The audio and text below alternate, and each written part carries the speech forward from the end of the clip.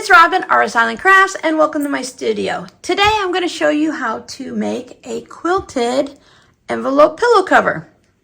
This is one of the fastest and easiest way to make a quilted pillow cover. It's the envelope style, which means we have two pieces of fabric that overlap in the back and create a little flap. It makes it very easy to go ahead and pull out our pillow form so that we can change it for a different holiday season or a different look.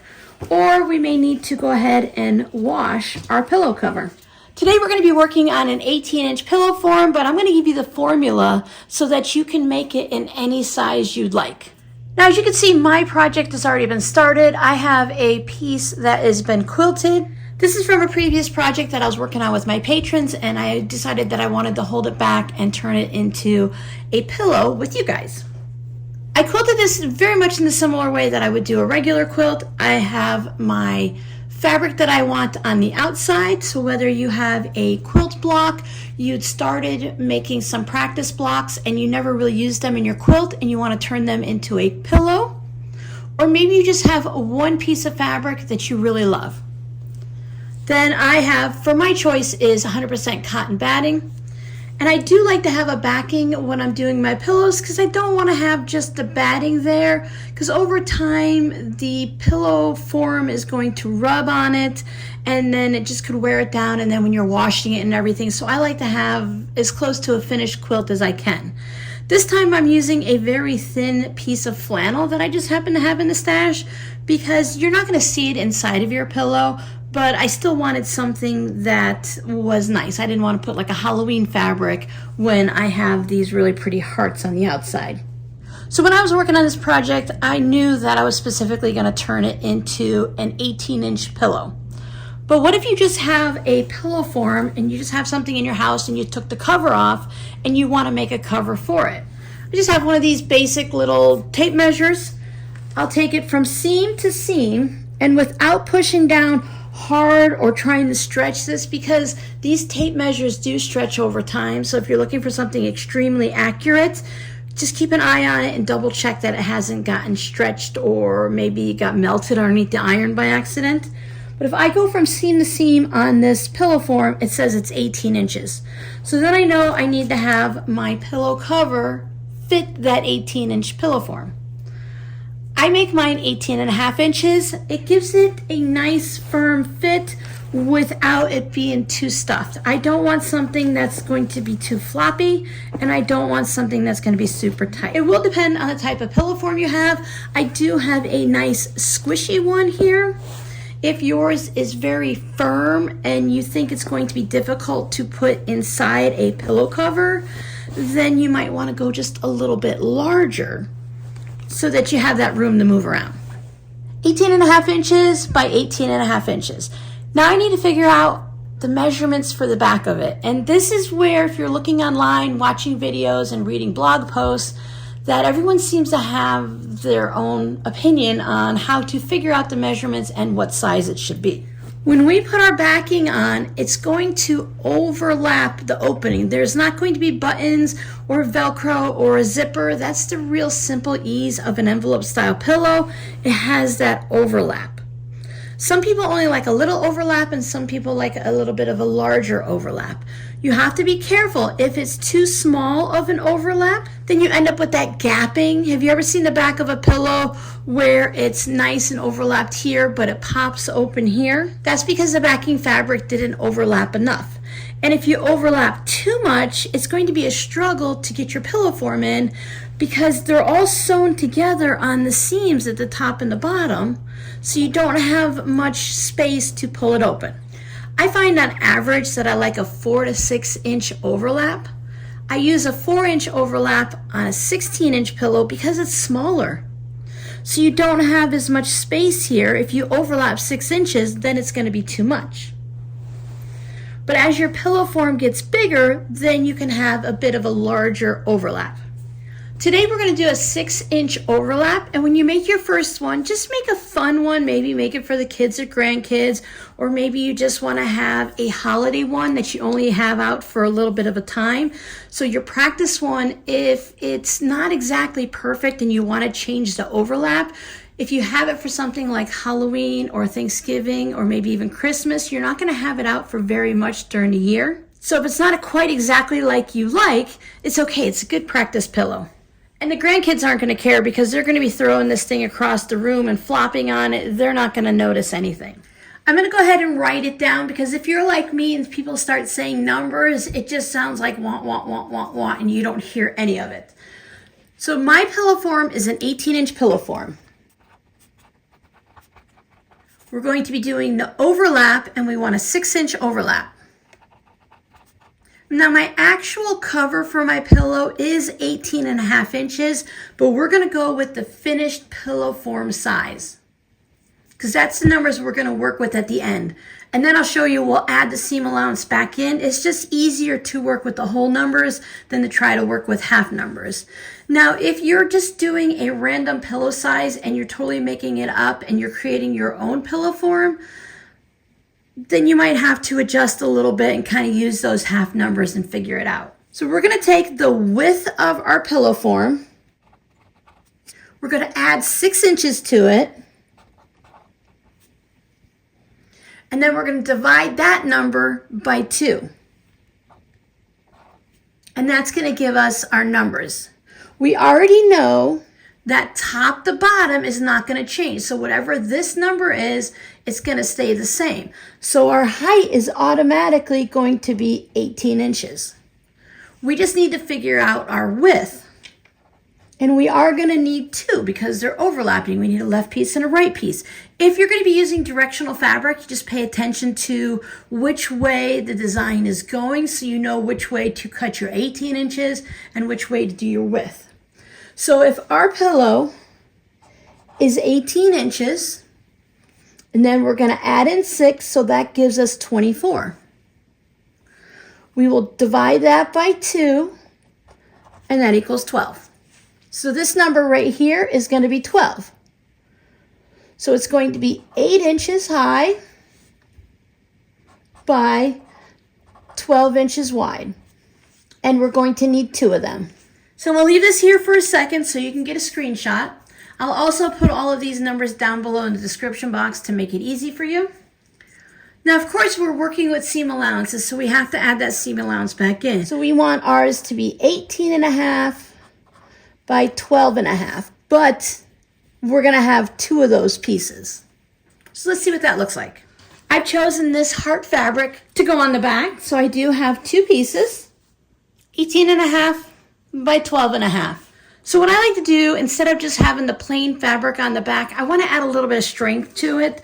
So I did use a lightweight interfacing, a fusible interfacing on mine. I just used the Pellon P44F because that's what I keep in stock. So I just thought I'd just go ahead and use that. You don't want anything too stiff because we do want to be able to move this to get our pillows forms inside of it. I have used fusible fleece, and while it does hold up really well, I find that it's not a problem. It will work. You're just going to work a little bit harder to get your pillow form in. Some people will do a quilted cover on the front and the back. They'll quilt these pieces. And I've tried that in the past, and while it does look nice, I find it's not really that necessary, and it adds extra weight to the project. Just a little lightweight interfacing will make it nice and sturdy. So there you can see how much overlap we have. Now it's going to be a little bit less because if this is going to be the back of our pillow just like that, we have a raw edge there, so we need to go ahead and just create a little bit of a hem on it. If I'm using a wool mat directly on my pressing board, this is a piece of wood. It's from an old TV dinner tray, those TV trays. So it's got a piece of wood with some batting and fabric on it, and that'll protect my cutting mat from the heat of the iron. I have these 2 tools that I use when I'm doing hems. I purchased this one several years ago when I was actually making pajama bottoms and stuff for an easy way to do hems. This is metal, so it's very heat resistant, and you can fold the fabric up and create a hem. It's the Dritz Easy Hem. But I recently found this version. It is the Clover Hot Hemmer, and this is made out of a different material. So this is a little bit more flexible. I think this was created for bag makers because this has a cutout right here so you can make the corners on the bags. It's just going to make it easier for me to create that folded hem. You can just fold it yourself and eyeball it and see if you can get a nice straight line. You can also take some type of a marking tool that you normally use when you're doing your quilts and stuff, and you can mark a line. We're going to fold over a 1/2 inch and then a 1/2 inch. I'll show you one using the Dritz Easy Hem, and then I'll show you the next one using the Clover Hot Hemmer. So if you're doing clothing, you have all of these smaller numbers here. It's in centimeters and inches, but on this side we have just a 1/2 inch, so I will use that. Bring my fabric over, and I want the fabric to be lined up right along this edge of the metal ruler section there, and I want it to line up on that 1/2 inch mark. Watch your fingers from steam. Now this metal ruler here does get hot from the steam, so it's something you need to pay attention to and be careful. I have some of it here already, so it's lined up, so I'll put the ruler right on the little crease there, and I'll bring this one forward.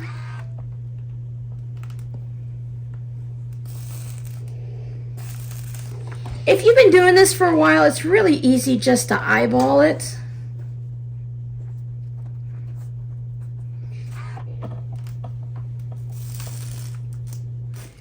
So there's my first 1/2 inch, and then I can just fold it along the edge of the fabric. Make sure it's lined up at the end, and then you know you're good.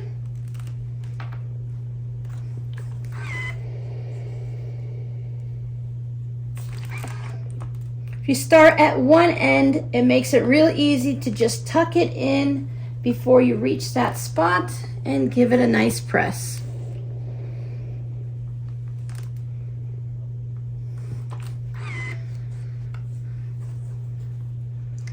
If you don't like such a large hem on it, you can just fold it over a 1/4 inch and a 1/4 inch, but having it a little bit wider, going with that 6 inches, it allows us to go ahead and fold it like this, so we still have that 5 inch overlap in our little envelope pillow area.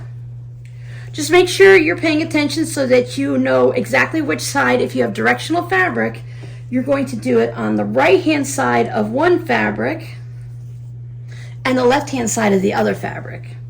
While my hearts are going up and down, they can be on either side, so I can do it on either side and it'll be fine. So this one also has the 1/2 inch right there, and it has a 1 inch right there. Since we're doing 2 of them, let me show you a different way to do it. We're gonna end up with the same 1/2 inch hem, but you can pull this all the way up to the 1 inch mark. Make sure your tool is right into the edge of the fold there. This one does stick to the fabric a little bit more. But as a bonus, it doesn't get hot.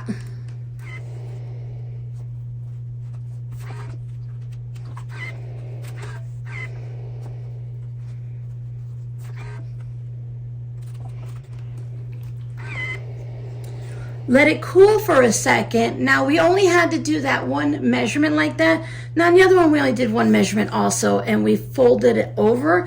But for this one, this works really well if you're doing just a narrow 1/4 inch hem. I would fold it over a 1/2 inch first. Whatever your hem is, just double it. And then you can take this and fold it in so that the edge of the fabric is now in that crease of your hem.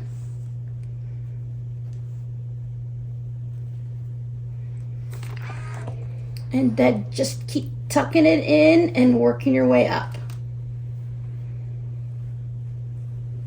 That works really well. Ooh, hot steam.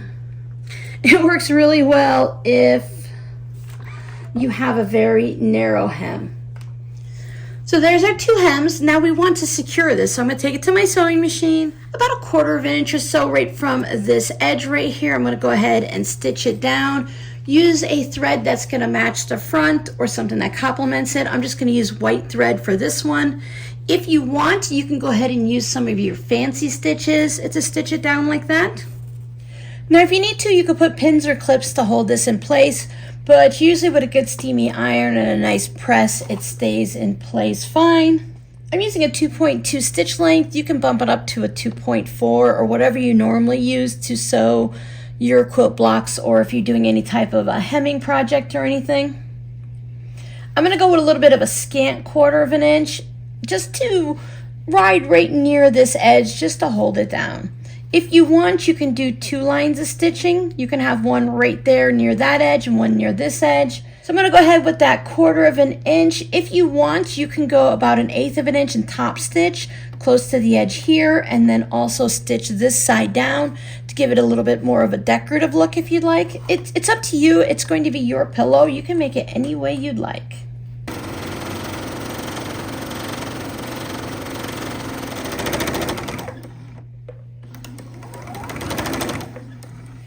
And then I'll continue chain piecing, and I will stitch this one also.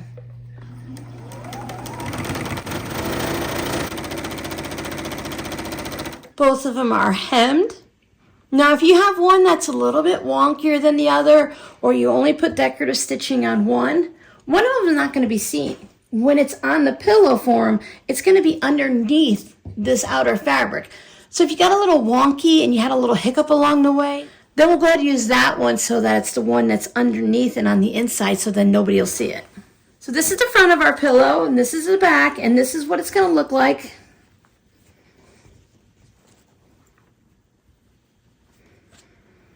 And we have that overlap.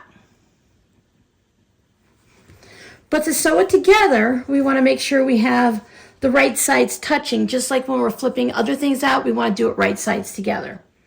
So we have the fancy quilted pillow front facing up.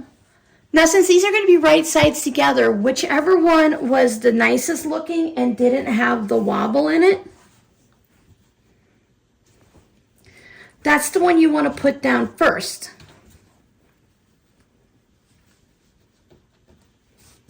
So we're going to line it up along the edges, top and bottom. Directional fabric, pay attention to which one needs to go where and which way they're facing and stuff. Then you take pins or clips and you clip all the way around. Make sure your back is even with the quilted front. I like to start by clipping where the two places overlap, so I'll have one here. And the same at the top. Now we're going to stitch all the way around. This is our turning spot right here, so we don't have to leave any type of a special opening, as if we were making just the 2 pieces of fabric and we left the opening to flip them and stuff the pillow ourselves. Now we'll take it over to the sewing machine, and using a 1/4 inch seam allowance, I like to drop down to 2.0 stitch length. I'm going to stitch all the way around the outside. When I get down to the corners, I'm going to stop a 1/4 of an inch away from the edge, because that's my seam allowance, and I'll turn the corner, and then I'll just keep stitching all the way around.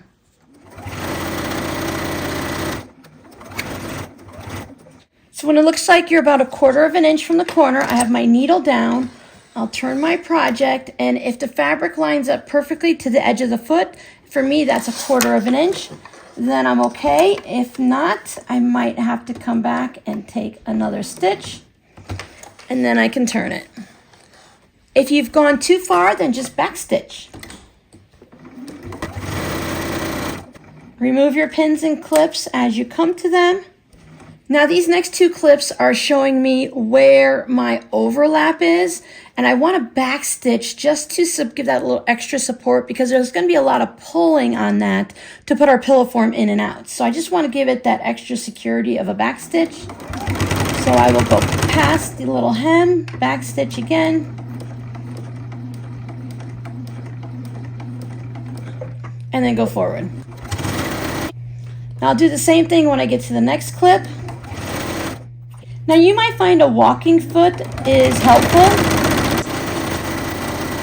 So there you can see my stitching all around. You can go around and double check to make sure you still have at least a 1/4 of an inch, give or take. There was a couple times where my seam is a little bit shorter, but it's going to be okay. There's still plenty of seam for the pillow cover. Now you can leave it like this and say, okay, I'm done. That's enough for the stitching. But I like to go ahead and do an overcast stitch or a zigzag stitch just here in the seam allowance, and I'll do it from this side because I do have that shorter spot right there. I don't have a serger, so I can't just run it like that, but my sewing machine does a zigzag and it does an overcast. And when I do that, I do it the same way, just go all the way around the corners and everything. And that just gives this a little bit of reinforcement if you have a thread that frays a lot, and it makes it look neater on the inside of your pillow. So let me show you how to do a quick zigzag and an overcast stitch. Whichever process you choose, you want to make sure you're staying within the seam allowance. So if I'm going to do a zigzag stitch, choose a zigzag on my machine, and I want to make sure when it goes left to right that it can go over the edge of the seam, but I don't want it to go past that 1/4 inch stitching line. So I'll test it out. So then I just follow all the way around.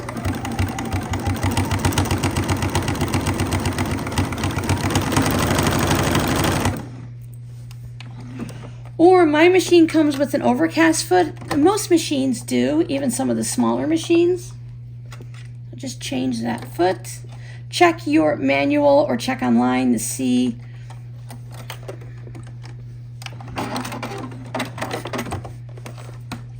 which foot that is on your machine.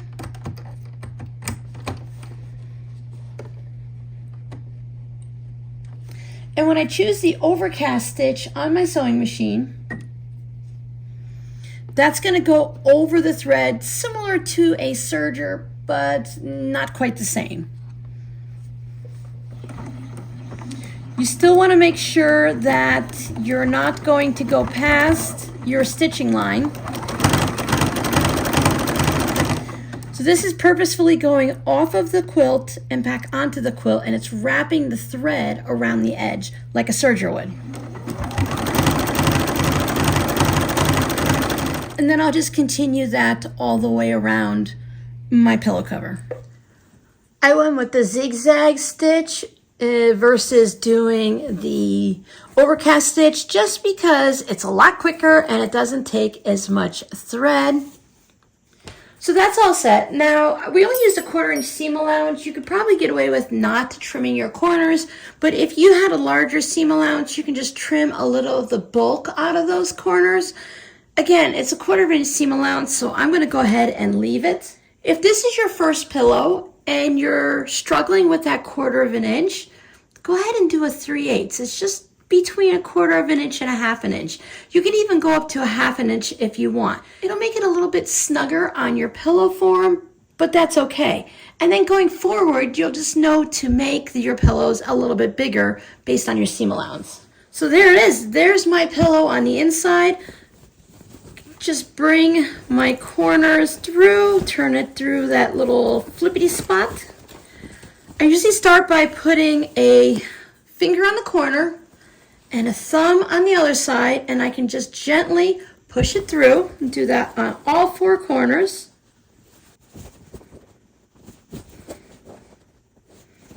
They make turning tools to pop out the little corners. I like to use a crochet hook. This one is a size H. You can use a larger one. You just don't want to go too small. Mine are rounded at the top versus a point, and it allows me to just pop these corners out. Now, when I do it, I'm going to be putting my crochet hook along the quilted side versus the fabric side, because this is just one piece of fabric. This is quilted with batting and that backing. So if I go into that seam allowance, I can push it out a little bit stronger, but gentler. When you're doing this, you'll understand. If for some reason you go all the way through and you poke a hole in it, just take it back to the sewing machine. So if you ended up with a hole here, just take your stitching line and go down a little bit and a little to the inside so that the hole is in your seam allowance. Nobody's going to notice if that little corner right there is a little bit different than the other corner. Now this point turner, it is rounded on the top, but it does feel a little pointy to me. I just feel a little bit more comfortable and confident pushing it out with the crochet hook. Now I do like to give it a nice iron. Can you see how my backing is sticking out? I want to roll this. You can pull down on the fabric a little bit. I want to roll it so that the backing is on the back. So when I press it,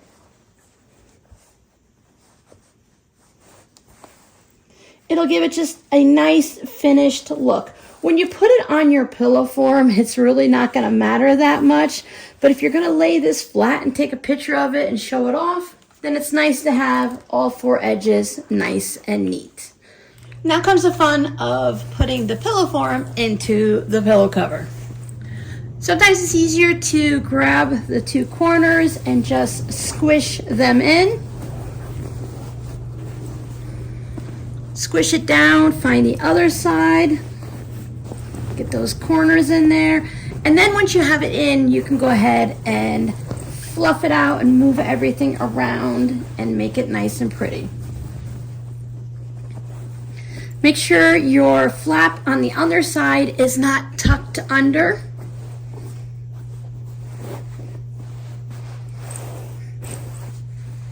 And there is the back of our pillow. You can see our overlapping right there. And the front of our pillow. Now this pillow form is a nice fluffy one. So I know a lot of people like to chop their pillows, or you can just leave it out like this. If your corners are looking a little too empty and too floppy because your pillow form doesn't go all the way up there, you can take some fiberfill, which is the stuffing that's inside of a pillow, and tuck it up in there. Or you can just take some of your leftover batting. Sometimes you can squish it out like this if it's a polyester, or just kind of tuck it in there nice and smoothly, and that'll fill out these corners. So you just take it and pop it right in there, because a lot of times with the pillows, the corners tend to get empty and the stuffing goes down to the center part of the pillow. All pillow forms are created differently, just like all quilters are different. So if you're buying it in the store, test it out to see if it's squishy or if it's firm, depending on what you want, whether it's going to be a decorative pillow or it's going to be used. So your scrappy word for today has to be pillow. Do you keep pillows, decorative pillows, on your couch and or bed or wherever in your house? Or do you put pillows out and you actually use them? I start out with, I want to have a pretty pillow on the couch and have it all nice and sweet and lined up. And that lasts for about 30 seconds because someone's going to sit on the couch and use the pillow. That's what pillows are meant for. If something happens to this one, or whatever pillow I happen to have out at the time, I can just make a new cover. These come off easily so that you can wash them. That was the whole point of making the envelope style pillow, so that they can go ahead and go through the washer and dryer. Thank you so much for hanging out with me today. Make sure you come back and I'm going to show you different styles of pillow covers. We are going to do ones with binding, we're going to do ones with zippers, and a little bit of everything in between. So I'll see you guys in the next video. Bye.